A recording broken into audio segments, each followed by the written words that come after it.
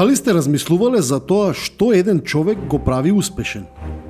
До успехот води пат, честопати полн со предизвици.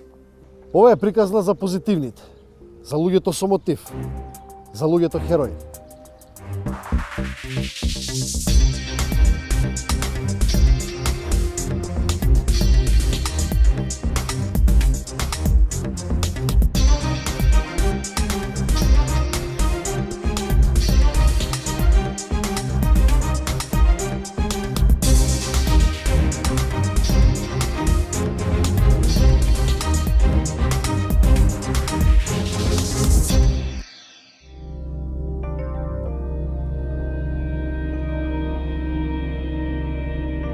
Ерхан Кјахили секој ден патува од Бутел до центар со градскиот превоз.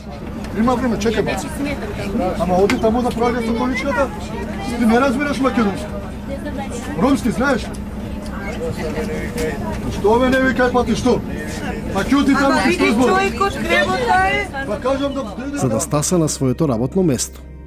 Работата ја сака. Таа го исполнува и покрај неговиот физички хендикеп со кој се соочил на 16 години. Болест на мускулите добив. Се откри на 13 години, но до 16 години се движев, све најнормално. Но постепено болеста почна да прогресира и постепено станав, мислам, во количка. Не можев да се движам, немав сила. Борче Грозданов со години работи како новинар, книжевник, театарски критичар.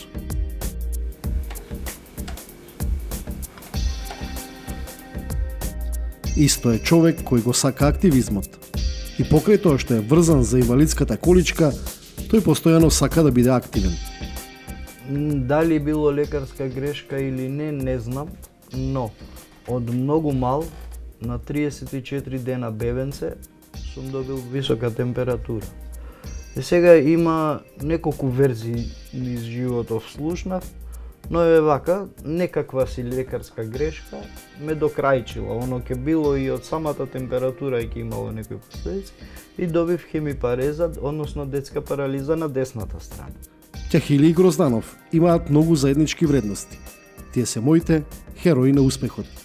Работата ми е, сум надлежен за ажурирање на податоци, посебно лице за ажурирање на податоци, на компјутер и на телефон. Од 12 до 4 почнав да работам, на пола работа сум сега за сега, но добро е, не е лошо што се вика. Уште се борам јас, но зборувам за физичкиот хендикеп сега. Се боревме да ја оправиме работата, велам се боревме затоа што е тука мојата сопруга, па мајка, па татко, па сите други. И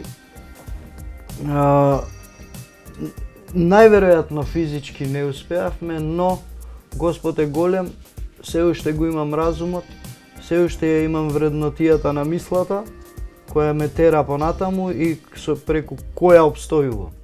Односно сите ние обстојуваме.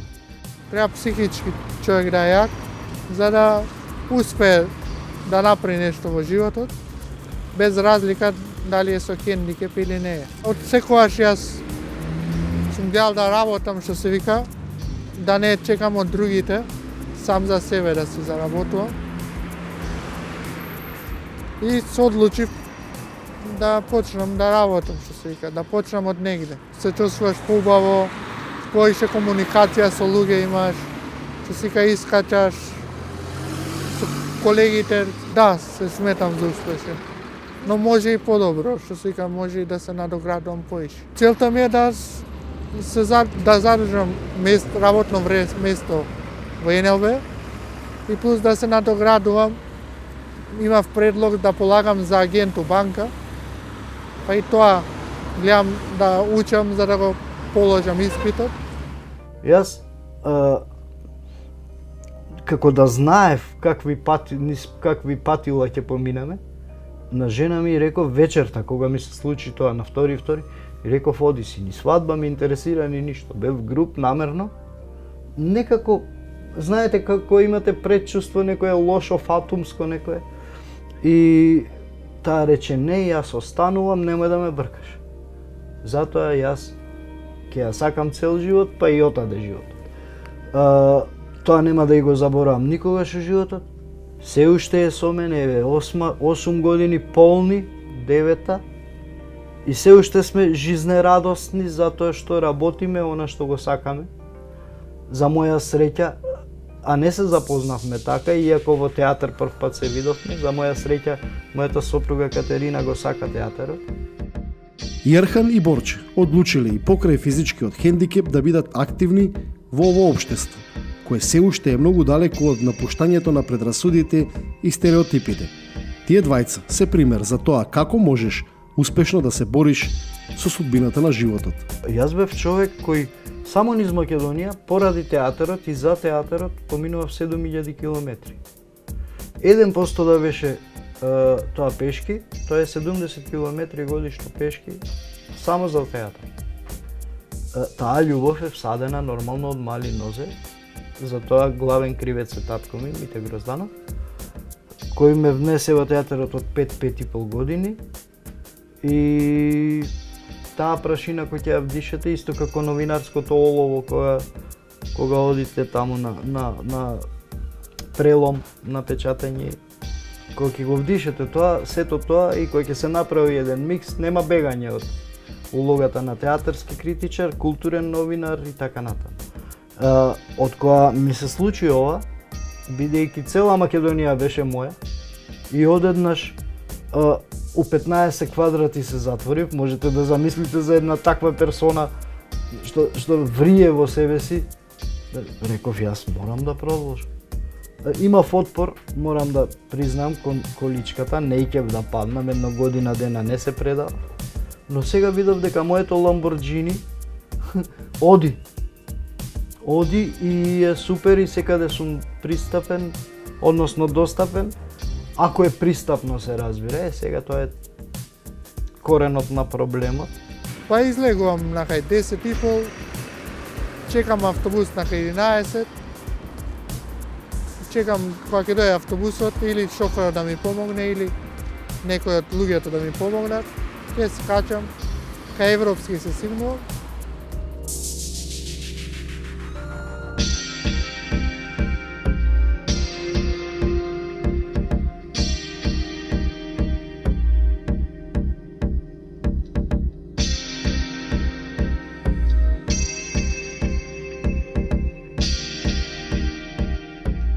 Со помош на други луѓе што се вика или што се вика ако има на тротоар коли ќе мора по улица да се движам. Тоа е единствена потешкотија, иначе друго не е толку. Мислам се снаоѓам. Секој од нив ми раскажа своја приказна, полна со успеси, но и со многу предизвици. Велат дека македонското општество се уште нема сили да се ослободи од сите предрасуди и да ги вклучи лицата со посебни потреби како рамноправен дел од него. Како прво, условите надвор што се викат, тротоарите, таквите ствари, автобусите што се вика, рампите да работат.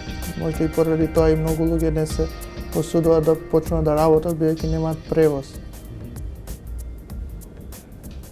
Не секаде, ајде да речем речи си никаде, не секаде да бидам малку поблаг, имам пристап. Но се снаоѓаме на принцип на дигање и така натаму.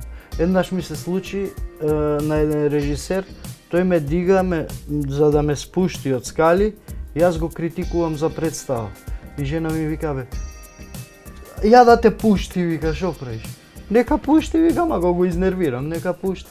Тоа се тие ситни звездички што го прават, но затоа немам непријатели, односно крвни непријатели. Има дженкања, има се љутеле по 3 години и така натаму и така натаму. Големиот плюс од сета оваа работа е што имам само пријатели. Останати ми се само пријатели. На работно место мислам дека нема никаква пречка, што сега ако се покажеш, нема врска хендикепот, може да успееш во тоа што сакаш. Ја добив најголемата верификација од колегите највисоката новинарска награда за публицистика. Општеството дава малку или повеќе, помалку или повеќе и некој денар за преживување, не ме сваќате буквално. Значи да можам да бидам комотен, да имам малку повеќе од леп и сол. Фала Богу имам. Таква ви е емисијата и таков е и насловот, нели, на иста страна. Морам да потенцирам дека инвалидитетот нема ни нација, ни религија. Има само посебност на белјата, што ви каже Шишков белјата, Васил Шишков.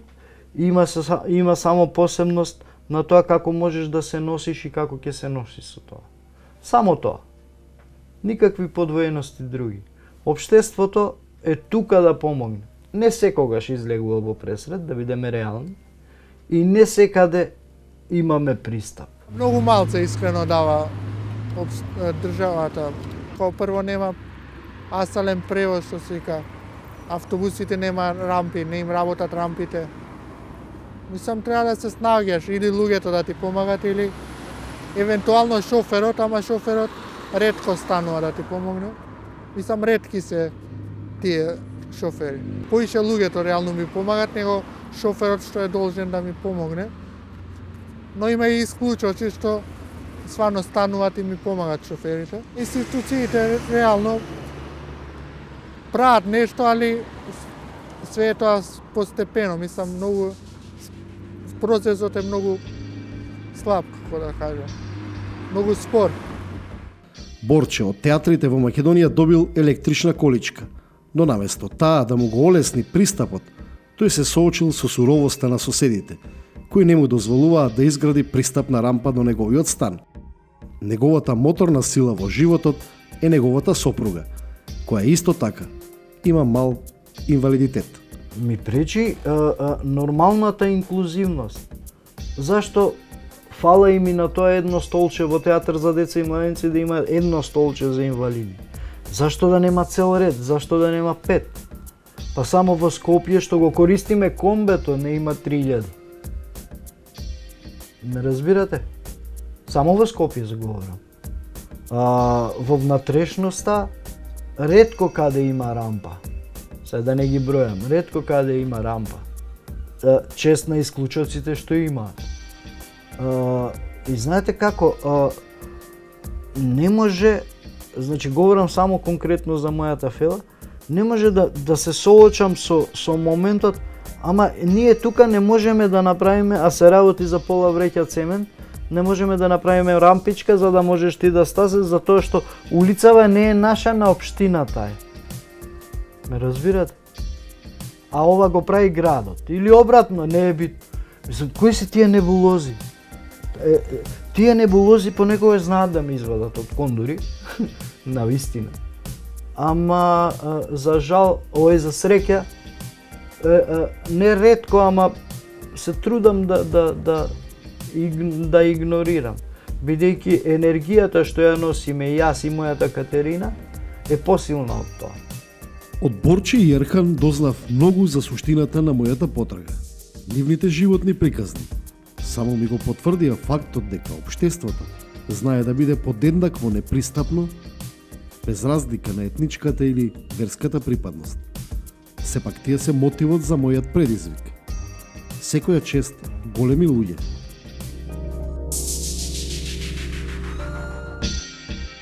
Приказните на Ерхан и Борче ме насочија кон барање други прашања. Колку општеството ги прифаќа овие лица? Колку им дава шанс? Дали и колку тие се подготвени да се вклучат во него?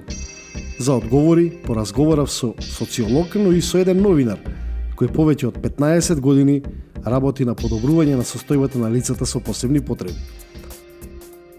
Проблеми постојат се уште. Значи, иако се прават огромни напори од општеството, од институциите, од поединци, од здруженија, луѓето со инвалидитет, со посебни потреби, со хендикеп, да бидат вклучени во општеството, сепак морам да признам дека имаме уште многу работа, за да ги извадиме сите оние кои што се скриени дома.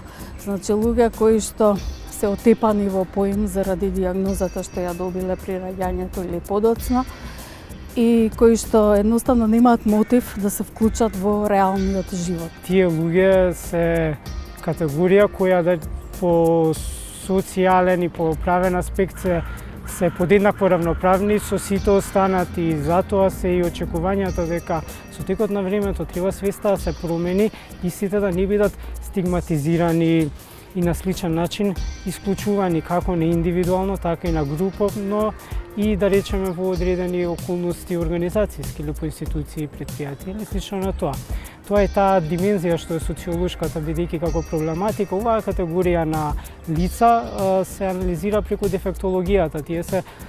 Тие се речеме главниот предмет, а социолошката димензија се фокусира на пристапот на институциите кон третирање на оваа категорија лица, достапноста на институциите до овие лица, понатаму да речеме интеграција на истите лица во одредени колективи, групи. Ако темата овој пат е вработувањето и како тие се сноѓаат во просторот и времето, би кажала дека и тука имаме тажни статистики. Ги немаме точните бројки на вработени луѓе, туку тоа се луѓе кои што сме ги среќавале во текот на нашите истражувања, за кои што сме слушнале од различни извори, луѓе кои што може да бидат инспирација. Значи, јас во моментов се сеќавам на една госпоѓа која што е родена без левата рака.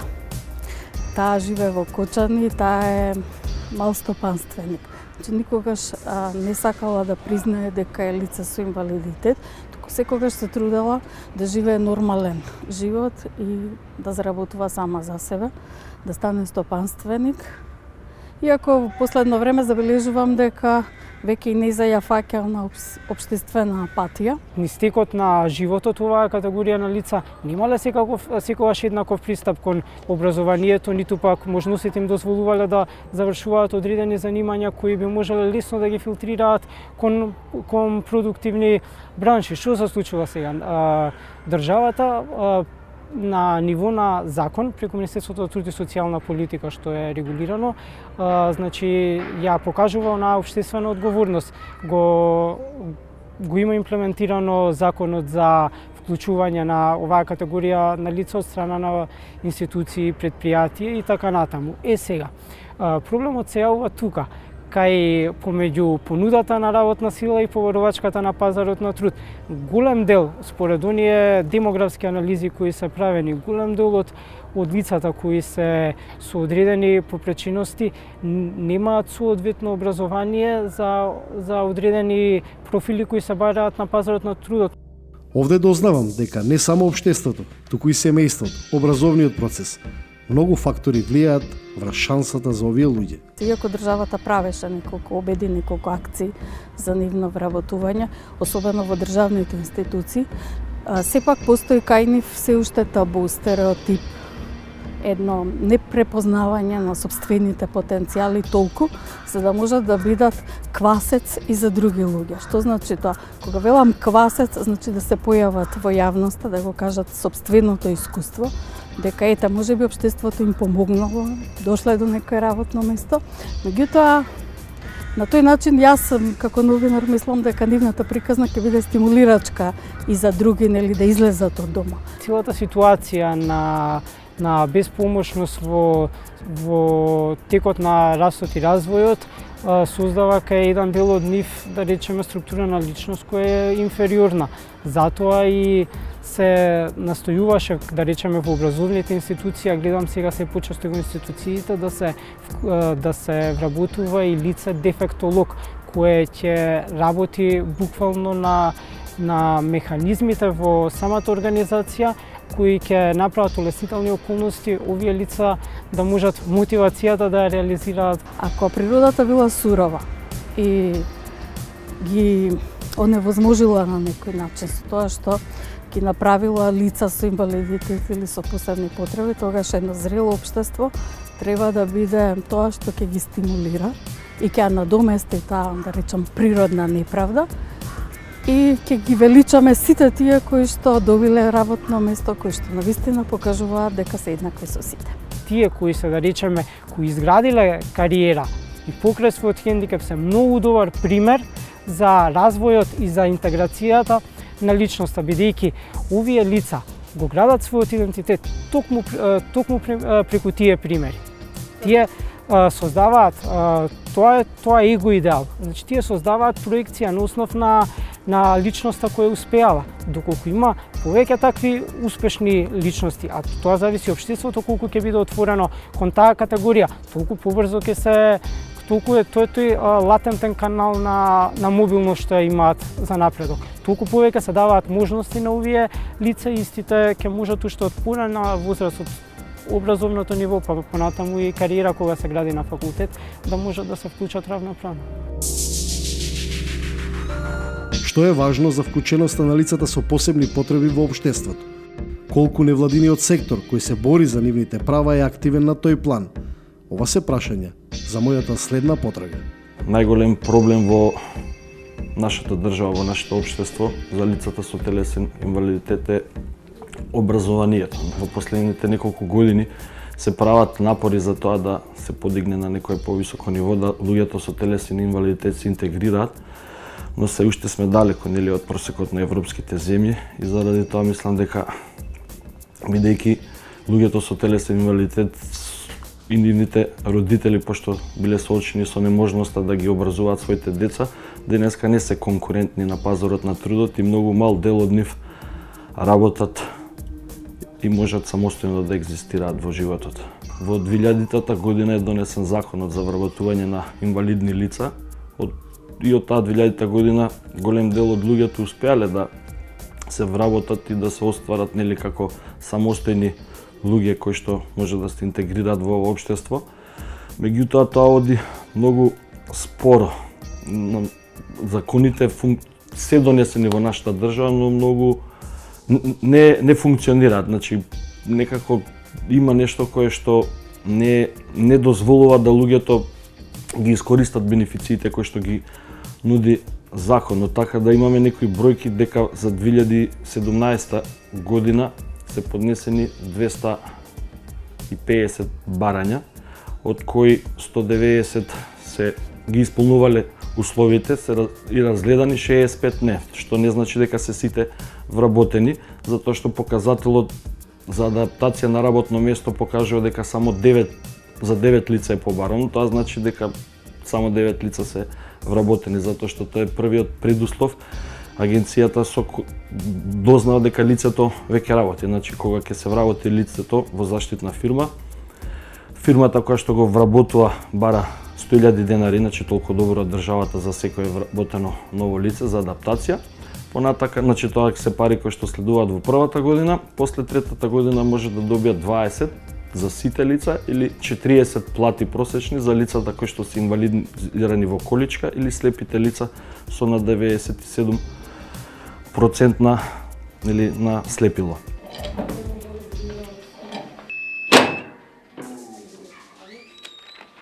Чекаме, па ќе го одлепиме.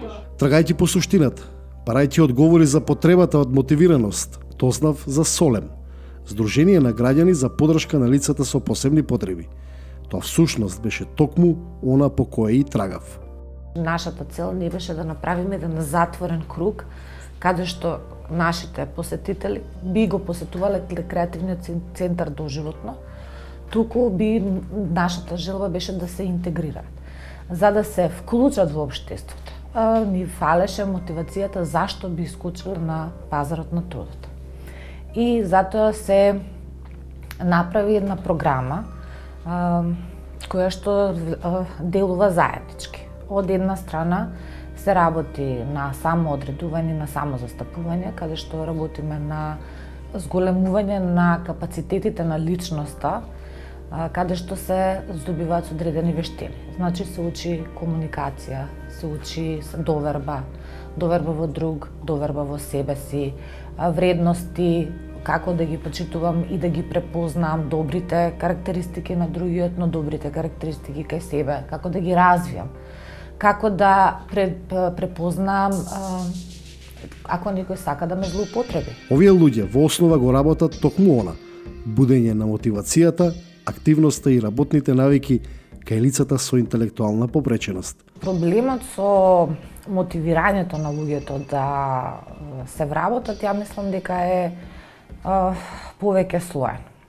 Повеќе слоен од неколку аспекти. Прво, мислам дека не постои убава спецификација за работните места кои што се слободни во држава, кои што би можеле да бидат на кои што би можеле да бидат ангажирани лица со интелектуална попреченост. Јас можам да зборувам за лица со интелектуална попреченост. Не мора да значи дека лицата со интелектуална попреченост мора да работат само во заштитни друштва. Постојат многу работни позиции во приватниот и во државниот сектор кои што може да бидат пополнети од лица со интелектуална попреченост. Тоа е едната работа. Вториот проблем доаѓа, зборуваме за соодветна едукација. Кај нас нема промени во однос, значи кај нас имаме средно училиште кое што врши стекнување на вештини, но реално гледано мислам дека вештините тие таму што се стекнуваат во училиштето не соодветствуваат со тоа што е потребно на пазар на трудот. Дознав на вистина импресивни моменти, како на пример дека за секоја активност на овие лица им се вреднува трудот, а посебно бев изненаден од фактот што тие создале и свој бренд на производи. Тие се изработуваат тука кај нас во канцеларија, во соработка со занаетчи, со други фирми и потоа се продаваат. Од приходот од продажбата, например, се од една страна се делува на одржливост на Солам, значи за да не мора да зависи од проекти, за да може да почнува нови програми и нови идеи што имаме за да ја прошириме тоа што ние го нудиме на нашите корисници. Но од друга страна, многу побитно, се делува на тоа да се развијат оние нормални стандардни норми. Како што сите го знаеме денот како ние земаме плата и знаеме како да си ги планираме трошоците и желбите и купувањата и обврските споредба со тоа, така и нашите корисници тоа го прават исто. Со тоа што сумите можеби не се големи, но се доволни за да можат независно, значи тоа се пари кои што се нивни, кои што можат да ги трошат за своји потреби. Од мојата денешна потрага дознавам дека многумина можат да ги поминат сите препреки на патот до успехот, ако општеството ги отстрани сите бариери. Само ќе им го олесни тој пат на лицата со посебни потреби. Вртење на свеста.